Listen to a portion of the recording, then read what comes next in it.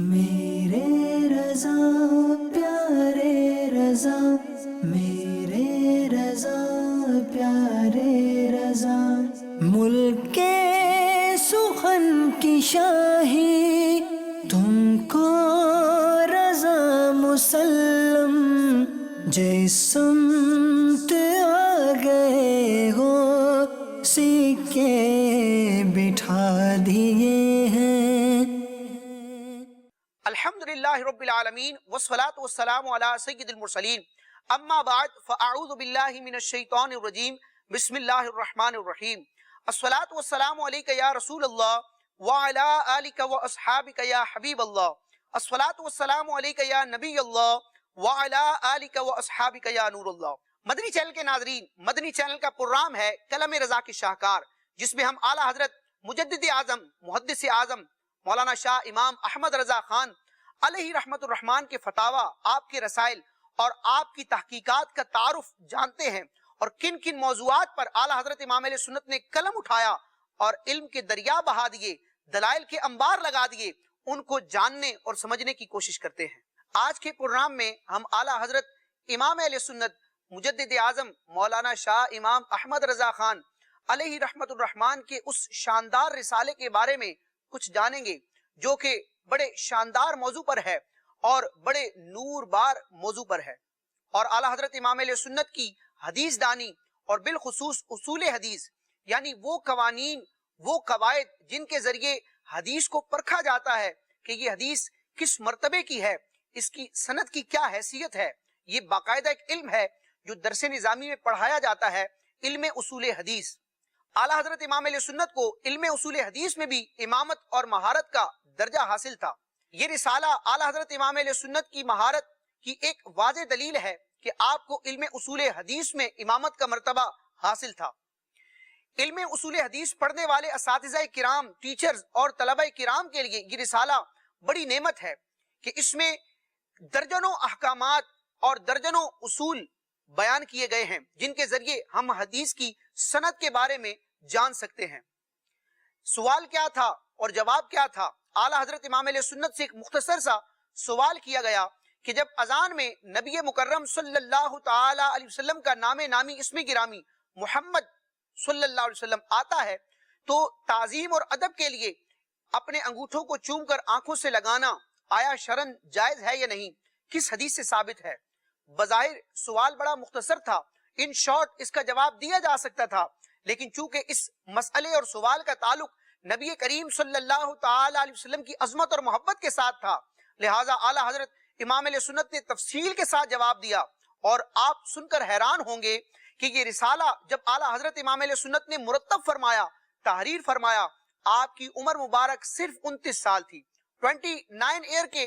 اعلیٰ حضرت امام علیہ سنت تھے، نوجوانی کا عالم تھا، اور اتنی شاندار تحقیق آپ نے فرمائی، اور اس 1.5 لائن کے سوال کے جواب میں تقریباً 200 صفحات کا رسالہ تحریر فرما دیا، اور یہ مبارک اور پرنور رسالہ فتاوی رضویہ شریف کی 5ویں جلد میں موجود ہے۔ اس مبارک رسالے کا نام ہے منیر العین فی حکم تقبیل الابہامین۔ اس کا مطلب اور مفہوم یہ ہے کہ انگوٹھے چومنے کے سبب آنکھوں کا روشن ہونا۔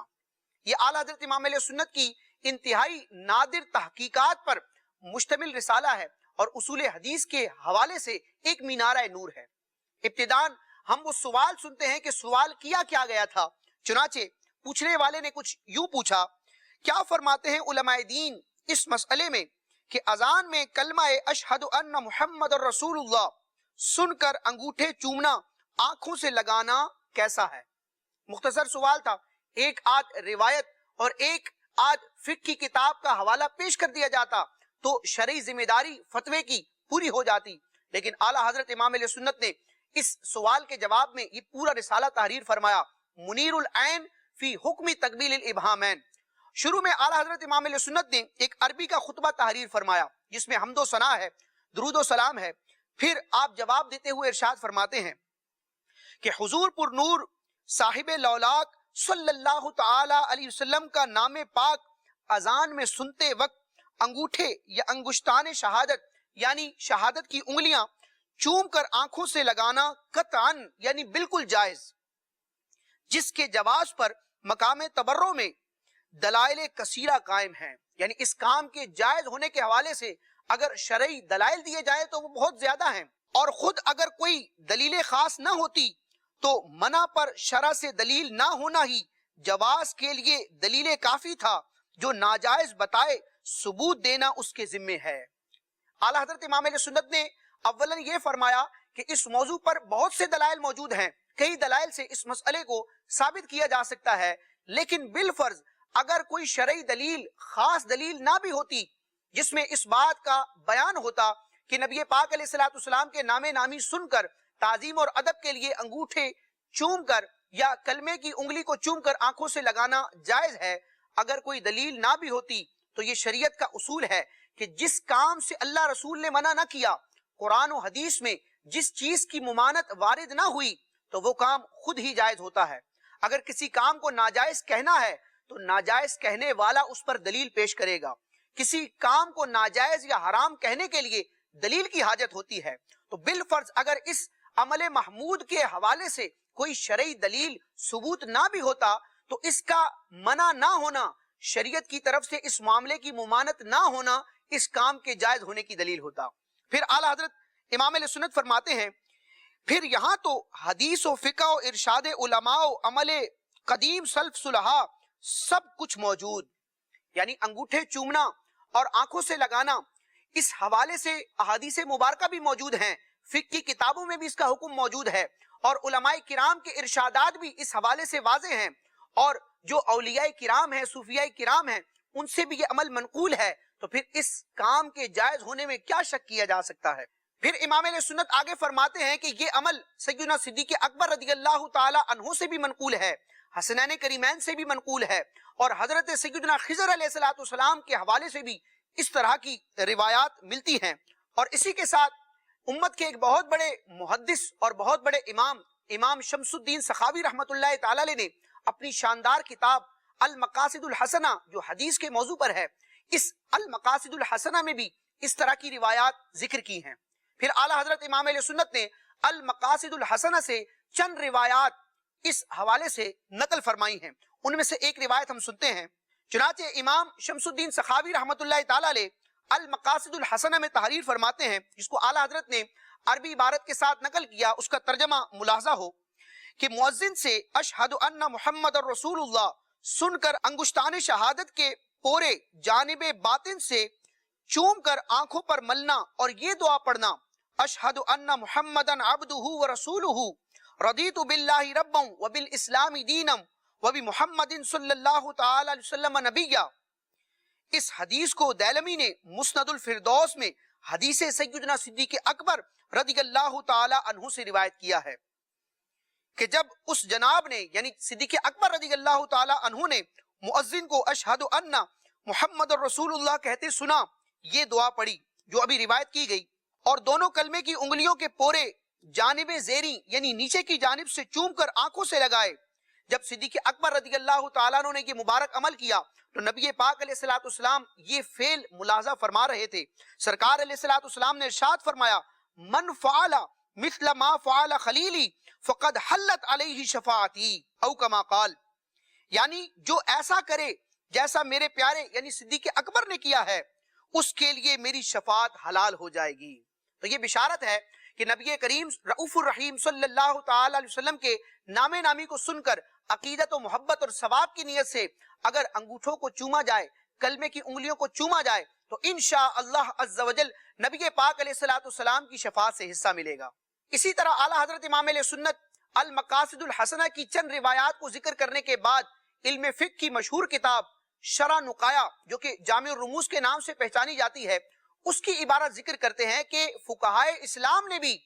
جب اذان کے حوالے سے احکامات اپنی کتب میں تحریر فرمائے تو اس مبارک عمل کو ذکر کیا ہے۔ چنانچہ شرح نقایا کی عبارت کا ترجمہ ہے کہ بے شک مستحب ہے کہ جب اذان میں پہلی بار اشہد ان محمد رسول اللہ سنے، یعنی جب مؤذن یہ کلمات کہے اور سننے والا جب یہ کلمات سنے، صلی اللہ علیہ کا یا رسول اللہ کہے، اور دوسری بار یعنی دوبارہ جب یہ کلمات مؤذن کہے تو دوسری بار قرۃ عینی بک یا رسول اللہ یہ کلمات کہے، پھر انگوٹھوں کے ناخن آنکھوں پر رکھ کر کہے अल्लाहुम्मा मत्तिअनी बिस्समइ वल बसर, कि अब इसकी फजीलत क्या है कि दूसरी मर्तबा जब अशहदु अन्ना मुहम्मद रसूलुल्लाह कहा जाए और ये मुबारक कलिमात पढ़कर, ये दुआ पढ़कर अंगूठे आंखों से लगाए जाए, इसकी फजीलत और इसकी बरकत क्या है। चुनांचे शरह नुकाया के अल्फाज हैं, फ़इन्नहु सल्लल्लाहु तआला अलैहि वसल्लम यकूनु काइदन लहू इलल जन्ना, जो शख्स ये मुबारक अमल करेगा नबी पाक सल्लल्लाहु तआला अलैहि वसल्लम के नामे नामी पर, तो सरकार अलैहिस्सलातु वस्सलाम उसे अपने पीछे पीछे जन्नत में ले जाएंगे। यानी जन्नत में जाने के लिए नबी करीम रऊफुर रहीम खातमुन नबिय्यीन सल्लल्लाहु तआला अलैहि वसल्लम की माइयत उस शख्स को हासिल होगी। ये तो चंद रिवायात थी। इसके अलावा आला हजरत इमाम अहले सुन्नत ने फतावा शामी का भी हवाला पेश किया कि अल्लामा शामी रहमतुल्लाह ताला अलैह ने भी इस रिवायत को जिक्र किया और मजीद फरमाया कि फतावा सूफिया में भी इस अमल को और इस रिवायत को नकल किया गया है। यानी उम्मत के बड़े बड़े अकाबिरीन औलिया ने और फुकहा ने इस रिवायत को लिया है और उम्मत को तरगीब देने के लिए अपनी किताबों में इसको नकल किया है।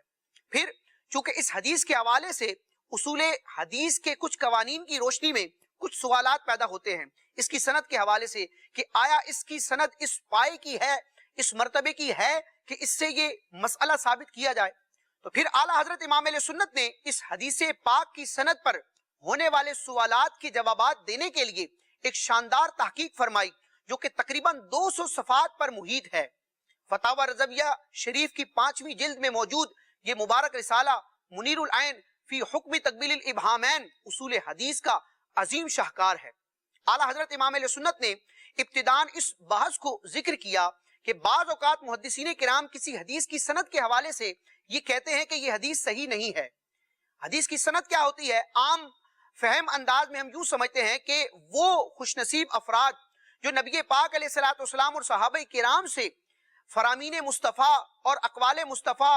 लेकर सुनकर आगे उम्मत तक पहुंचाते हैं, यानी वो अफराद जो नबी पाक अलैहिस्सलातु वस्सलाम से लेकर उम्मत के मुहद्दिसीन तक हदीस पहुंचाने का वास्ता बनते हैं, उन अफराद के नामों के सिलसिले को सनद कहा जाता है। कि मिसाल के तौर पर सैयदना सिद्दीक़ अकबर रज़ियल्लाहु ताला अन्हु या हजरत अबू हुरैरा रज़ियल्लाहु ताला अन्हु से फलां मुहद्दिस ने, फलां शख्स ने, ताबई ने रिवायत की, फिर इन्होंने आगे अपने शागिर्द से बयान की, ये सिलसिला चलता रहा। मिसाल के तौर पर इमाम बुखारी तक अगर ये सिलसिला पहुंचता है और बीच में तकरीबन 8 वास्ते आते हैं, 8 अफराद का वास्ता आता है, तो सहाबा किराम के मुबारक नाम से लेकर हजरत इमाम बुखारी रहमतुल्लाह ताला अलैह तक जितने भी अफराद हैं जो रिवायत कर रहे हैं, इन अफराद के नामों के सिलसिले को इल्मे उसूल हदीस में सनद हदीस कहा जाता है। ये हदीस की सनद कहलाता है।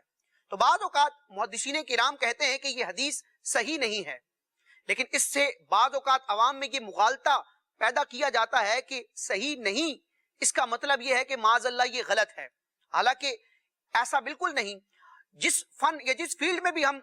कुछ तहकीकात पढ़ते हैं, तो हर फन, हर इल्म की अपने इस्तिलाहात होती हैं, अपने अल्फाज होते हैं, अपनी टर्मिनोलॉजी होती है, और उस इल्म और फन के माहिरीन ही उसको बखूबी समझते हैं। मेडिकल की दुनिया में कई ऐसे कलिमात हैं, अल्फाज हैं, जो बज़ाहिर डिक्शनरी में हमें मिल जाएंगे, उसका लफ्जी और लुग़वी माना भी मिल जाएगा, लेकिन मेडिकल की फील्ड में उस लफ्ज से क्या मुराद होती है ये एक डॉक्टर ही समझ सकता है, इंजीनियर उसको कमा हक़ूहू नहीं समझ सकता। इसी तरह अगर इंजीनियरिंग में कोई ऐसे अल्फाज हैं जो उनकी अपनी जबान में बोले जाते हैं, तो दूसरा शख्स उसके सही और दुरुस्त माना कमा हक़ूहू नहीं समझ सकता। इसी तरह मुहद्दिसीन किराम जब हदीस के हवाले से कोई कलिमात इरशाद फरमाते हैं, तो उसका वो माना लेना जो आम तौर पर लोगों में मारूफ है या लुगत में पाया जाता है, लुग़वी माना मुराद लेना, ये दुरुस्त नहीं, बल्कि मुहद्दिसीन किराम उस लफ्ज से जो मुराद लेते हैं वही मुराद है। तो सही ना होने का मतलब माज़अल्लाह ये नहीं कि सही हदीस नहीं है यानी गलत है, बल्कि सही ना होने का मतलब ये है कि ये हदीस का जो आला मर्तबा है, हदीस की सनद का जो सबसे शानदार मर्तबा है, उस आला मर्तबे पर नहीं है। मिसाल के तौर पर एक क्लास में बहुत से स्टूडेंट होते हैं, एग्जाम होता है, और जब रिजल्ट अनाउंस किया जाता है तो टीचर किसी एक शख्स का, एक स्टूडेंट का नाम लेकर कहता है कि मिसाल के तौर पर जैद फर्स्ट नहीं आया। तो अब उस एक स्टूडेंट के हवाले से ये कहा जाना कि ये फर्स्ट नहीं आया, पहले नंबर पर नहीं आया, इसका हरगिज ये मतलब नहीं कि ये फेल हो गया, ये नाकाम हो गया, बल्कि इसकी मुराद ये है कि ये सबसे सुपीरियर नहीं है, पहले नंबर पर नहीं आया, हो सकता है दूसरे नंबर पर हो सकता है तीसरे नंबर पर हो, پاس ہو، ناکام نہ ہو۔ اس کے بہت سے معنی مراد لیے جا سکتے ہیں۔ تو صحیح نہ ہونے کا مطلب یہ ہے کہ یہ حدیث کے اعلیٰ قسم پر نہیں ہے، بلکہ یہ حدیث کے دوسرے یا تیسرے مرتبے پر ہے۔ پھر اعلیٰ حضرت امام اہل سنت نے حدیث کے تقریباً 8 مراتب کو بیان کیا اور ان کے نام ذکر فرمائے کہ سب سے اعلیٰ درجے کی جو سند ہوتی ہے، سب سے اعلیٰ درجے کی جو حدیث کی سند ہوتی ہے، اس کو کہا جاتا ہے صحیح لذاتہ۔ اس کے بعد دوسرا نمبر ہوتا ہے صحیح لغیرہ کا، پھر تیسرے نمبر پر ہوتا ہے حسن لذاتہ، پھر چوتھے نمبر پر حدیث کا رتبہ ہوتا ہے حسن لغیرہ، اور پھر حدیث ضعیف آتی ہے جس میں معمولی درجے کا ضعف اور کمزوری ہوتی ہے، جو دیگر روایات کو دیکھ کر اس کمزوری کو پورا کیا جا سکتا ہے۔ پھر آگے چل کے شدید ترین ضعف والی حدیث ہوتی ہے۔ پھر آگے چند اور اقسام بیان کر کے اعلیٰ حضرت نے سب سے آخری درجے میں حدیث موضوع کو ذکر کیا، جس کو مجازن حدیث کہا جاتا ہے، یعنی وہ بات جو معاذ اللہ نبی پاک علیہ الصلوۃ والسلام کی طرف منسوب کر دی گئی، من گھڑت روایت، من گھڑت جھوٹی حدیث، جس کو حدیث موضوع کہا جاتا ہے، اس کا مرتبہ بہت بعد میں آتا ہے۔ تو محدثین کرام جب کسی حدیث کے بارے میں یہ کہتے ہیں کہ یہ حدیث صحیح نہیں ہے، تو بعض اوقات ان کی مراد یہ ہوتی ہے کہ یہ صحیح لذات ہی نہیں بلکہ صحیح لغیرہ ہی ہے، یا یہ مراد ہوتی ہے کہ صحیح لذات ہی اور صحیح لغیرہ ہی جو حدیث کی پہلی 2 قسمیں ہیں، ان پر یہ پوری نہیں اترتی، بلکہ یہ حسن لذات ہی یا حسن لغیرہ ہی ہے۔ تو اس حدیث پاک کے حوالے سے بھی جن محدثین کرام نے ذکر کیا کہ یہ حدیث صحیح نہیں، تو اس سے مراد معاذ اللہ یہ نہیں کہ یہ موضوع من گھڑت یا غلط ہے، بلکہ یہ اعلیٰ درجے کی نہیں ہے۔ پھر اعلیٰ حضرت امام اہل سنت نے حدیث کے ان 8 مراتب کو ذکر کیا، اور ساتھ ہی ساتھ یہ بات ذکر کی کہ حدیث سے جو مسائل ثابت کیے جاتے ہیں وہ بنیادی طور پر 3 طرح کے ہوتے ہیں۔ یا تو حدیث سے عقیدہ ثابت کیا جاتا ہے، کوئی اعتقادی بات ثابت کی جاتی ہے، یا پھر حلال و حرام کے حوالے سے شرعی احکامات ثابت کیے جاتے ہیں، اور تیسرے نمبر پر کسی عمل کی، کسی کام کی، کسی شے کی یا کسی ذات کی فضیلت کو حدیث سے ثابت کیا جاتا ہے۔ اب بنیادی طور پر حدیث سے ثابت ہونے والی یہ 3 چیزیں ہیں: عقیدہ، حلال و حرام کے شرعی احکامات اور فضائل و مناقب۔ اعلیٰ حضرت امام علیہ سنت نے ان 3 اقسام کو ذکر کر کے پھر وہ اصول اور قوانین بیان کیے کہ امت کے محدثین اور ائمہ کرام جب احادیث مبارکہ سے ان تینوں طرح کے مسائل کو ثابت کرتے ہیں تو اس کے لیے حدیث کی سند کا کون سا معیار درکار ہے اس کو بیان فرمایا۔ مثال کے طور پر اگر عقیدہ ثابت کرنا ہے تو اس کے لیے کون سی حدیث چاہیے، اعلیٰ حضرت امام علیہ سنت نے وہ اصول، وہ شرائط ذکر کی۔ مثال کے طور پر عقیدہ ثابت کرنے کے لیے یہ ضروری ہے کہ وہ حدیث جو ہے وہ خبر واحد نہ ہو۔ پھر اسی طرح اگر حلال و حرام کے شرعی احکامات، فقہی احکامات ثابت کرنے ہیں تو اس کے لیے ضروری ہے کہ وہ حدیث سند کے اعتبار سے ضعیف نہ ہو، اعلیٰ درجے کی سند ہو۔ اسی طرح اگر فضائل و مناقب کا بیان ہے، کسی صحابی اہل بیت کے فرد کی فضیلت ثابت کرنی ہے یا کسی نیک عمل کی فضیلت کا بیان کرنا ہے، جیسے کہ یہ حدیث پاک ہے انگوٹھے چوم کر آنکھوں سے لگانے والی، اس کا تعلق نہ عقیدے سے ہے نہ حلال و حرام سے ہے بلکہ فضائل کے تعلق سے یہ حدیث پاک ہے۔ تو محدثین کرام کا جو ایک اجماعی اور متفقہ فیصلہ ہے کہ کسی عمل یا کسی شخص کی فضیلت کو ثابت کرنے کے لیے اعلیٰ درجے کی صحیح یا حسن حدیث ضروری نہیں بلکہ حدیث ضعیف، وہ حدیث جس کی سند ضعیف ہو، ضعیف حدیث سے بھی فضیلت ثابت کی جا سکتی ہے۔ اعلیٰ حضرت امام علیہ سنت نے آگے چل کر ان 10 اسباب کو اس رسالے منیر العین فی حکم تقبیل الابہامین میں ذکر کیا کہ جن اسباب کی وجہ سے حدیث کی سند پر محدثین کرام آبجیکشن کرتے ہیں، اعتراض اور طعن کرتے ہیں، ان کو ڈیٹیل کے ساتھ ذکر کیا۔ پھر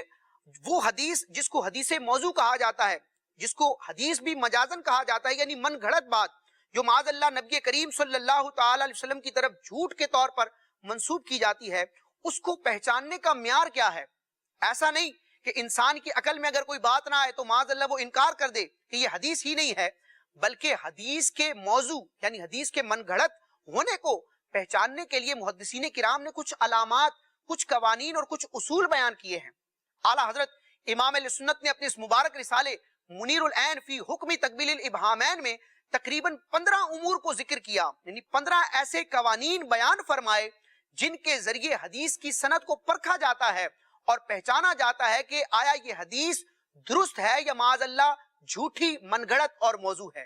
اعلیٰ حضرت امام علیہ سنت نے اس رسالے میں علم اصول حدیث کے درجنوں قواعد بیان فرمائے اور درجنوں کتابوں کے حوالے دیے۔ الغرض، علم اصول حدیث پڑھانے والا استاد یا علم اصول حدیث پڑھنے والا طالب علم اعلیٰ حضرت امام اہل سنت کی اس مبارک رسالے منیر العین فی حکمی تقبیل الابہامین کا مطالعہ کرے، بغور اس کو دیکھے، تو وہ یہ بات ماننے پر مجبور ہو جائے گا کہ اعلیٰ حضرت امام اہل سنت علم اصول حدیث میں بھی مہارت اور امامت کا درجہ رکھتے ہیں، اور علم اصول حدیث کے حوالے سے بھی یہ منظر گویا کہ نظر آتا ہے کہ ملک سخن کی شاہی تم کو رضا مسلم، جس سمت آ گئے ہو سکے بٹھا دیے ہیں۔ مدنی چینل کے ناظرین، پروگرام کلام رضا کے شاہکار کا اگلا سیگمنٹ کلام رضا کے اشعار اس کی جانب بڑھتے ہیں، جس میں اعلیٰ حضرت امام اہل سنت کے نعتیہ دیوان ہدایت بخشش کے اشعار پر ہم گفتگو کرتے ہیں، اور اس کی فنی حیثیت اور اس میں فصاحت و بلاغت اور فن شاعری کے جو مدنی پھول ہیں اور جو گوہر نایاب ہیں ان کو جاننے اور پہچاننے کی کوشش کرتے ہیں۔ جس سمت آ گئے ہو سکے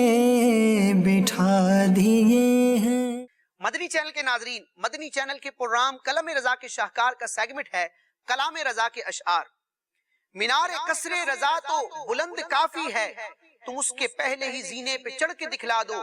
فتاوی رضویہ تو ایک کرامت ہے، ذرا ہدایت بخشش ہی پڑھ کے دکھلا دو۔ اعلیٰ حضرت امام اہل سنت کا نعتیہ دیوان ہدایت بخشش اپنے اندر کئی گوہر نایاب رکھتا ہے، فصاحت و بلاغت کے حوالے سے اور فن شاعری کے حوالے سے بڑے بڑے شاہپارے اس نعتیہ دیوان میں موجود ہیں۔ فن شاعری کی ایک اصطلاح، ایک ٹرمینالوجی ہے جس کو کہا جاتا ہے صنعت مقلوب مستوی۔ صنعت مقلوب مستوی، اس کا مطلب کیا ہے؟ اس کی تعریف پہلے ہم سنتے ہیں۔ چنانچہ صنعت